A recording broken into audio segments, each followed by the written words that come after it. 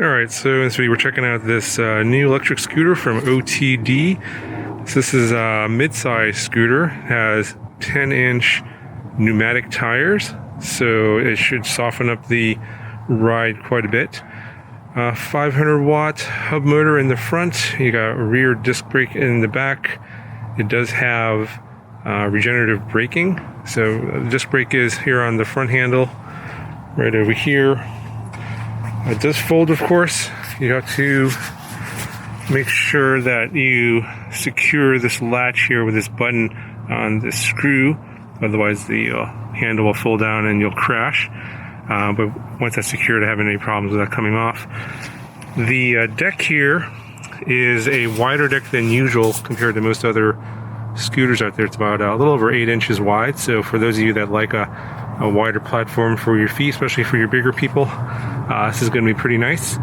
Now the 10-inch pneumatic tires, they do soften up the ride quite a bit. That's really nice. There's no shocks needed on this one. However, you have to be aware that with tires like this, punctures can happen.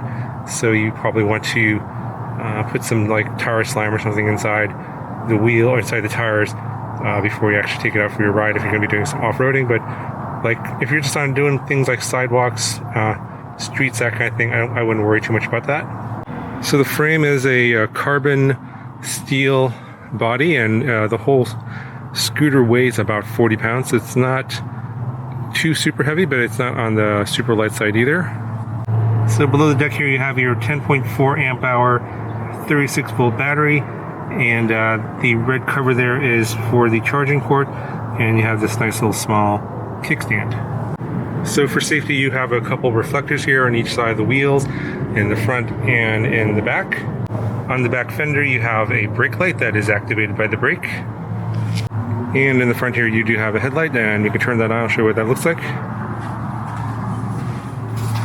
So on the handlebar here on the left you have your handbrake for the rear disc brake.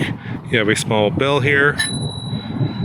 You have your display, shows your miles per hour and your mode. So there's 3 modes, slow, medium, fast. It also shows your battery gauge. On the right you have your thumb throttle, your on-off switch for turning the power on and off. It's basically long press to turn it on and off. Press this light here for the headlights.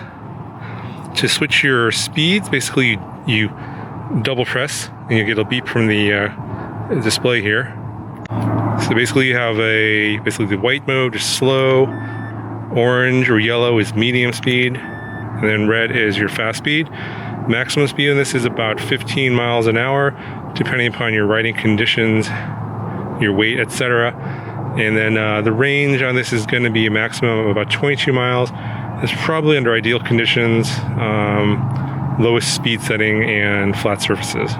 So to fold this down, you have to press that button on the latch, pull the latch down, the handle will fold back, and then there's a little hook here that clips on the back here, this middle piece. You should be aware that this hook here is plastic, so you probably don't want to be putting too much stress on this, carrying the scooter around and putting all that weight on and stress on this little hook. But it is fairly durable. As long as you're not banging it around, it should be okay.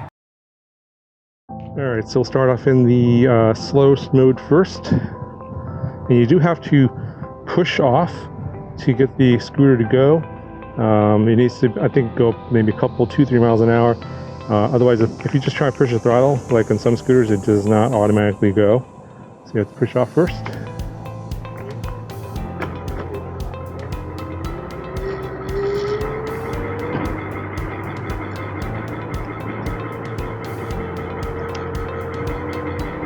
So I'm in the slowest mode right now, and I'm going about 9 miles an hour.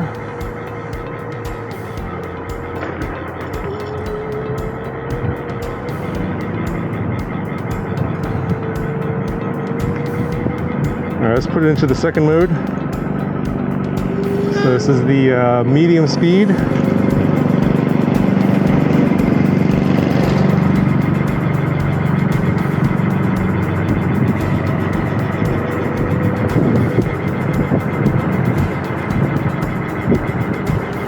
I'm going about 12 miles an hour. No problem. Let's put it into the fast speed. Top speed here, the top mode. Go around this turn and then full throttle. Alright, we're going 15 miles an hour, which is what is advertised. And I'm about 200 pounds, 6 feet tall, so it's carrying my weight no problem.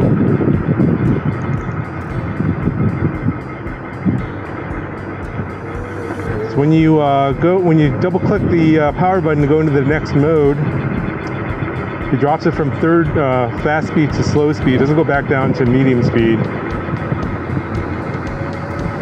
Something to note.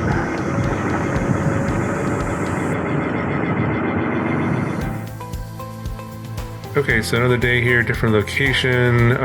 It was super windy, and so any of the stuff where I'm narrating the ride here, it was just basically unusable. The audio was pretty much unusable, so I'm just going to do a voiceover here. Gonna hit some dirt paths here. They're pretty much flat. There's a little bit of an incline at this park. I want to see how this scooter does in terms of power, and also I'm going to ride on the grass as well. Now, as I said before, the ride with the pneumatic tires, these large 10-inch pneumatic tires, very soft. No need for shock absorbers on this. Actually, probably out of all the scooters I've ridden, this one has the most pleasant ride. But again, the downside is that the tires may get popped in. If you're riding on like some rough rocks or something like that, so be aware of that. So riding on the grass here is, I think it's going to require to be in third power. You're going to slow down a little bit, and you're going to want that the third level for that, basically the full power output from the motor, because it is a little bit rough going getting through these bumps, but it's ultimately not a problem.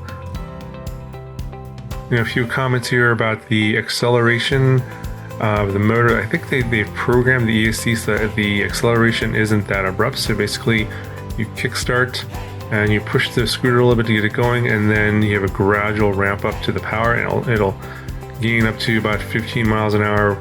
Not super quickly, which is good if you don't like scooters where they kind of jerk you off, and then basically the acceleration is so abrupt that you make it thrown off the scooter. So that's pretty nice. The braking is really good in this one too. It's not abrupt as well in terms of the regenerative braking, and then you can obviously control how much braking you have from the handbrake, which is just a mechanical brake, of course, from the disc brake in the back. So for those of you that don't really like those abrupt start and stops from your scooter, this is probably going to be a pretty good model for you. Of course, if you like jackrabbit acceleration, this scooter is not going to be for you. You probably want something else with maybe like a dual motor or something with a bigger motor, like a 750 watt motor, something like that. Probably would better suit you. But for those, obviously this scooter I think here is for mainly city use, sidewalks, streets, with some maybe some small minor dirt roads, and perhaps a little bit of hills and stuff like that, because it does have a fair amount of power. But beyond that, I'd say this is more just a casual scooter and maybe a little bit of a light off-roading, and that's pretty much it for this model. Alright, there you have it. It's a pretty nice scooter for the money. It's $150 off right now, so $450 after the discount. Overall, solid ride, very comfortable. Very much thanks to the 10-inch pneumatic tires, and feels very stable. I felt like I can go the 15 miles an hour no problem without any fear of it becoming unstable or falling over or anything like that. Overall, probably it's a good compromise between the Varla Pegasus, which is a little bit too big and heavy in my opinion, and then the Micro Go. Check out those other reviews on my channel. That one was a little bit too small. This one works out pretty well. Anyway, the link will be in the video description. Check it out if you guys are interested, and I'll talk to you guys in the next video.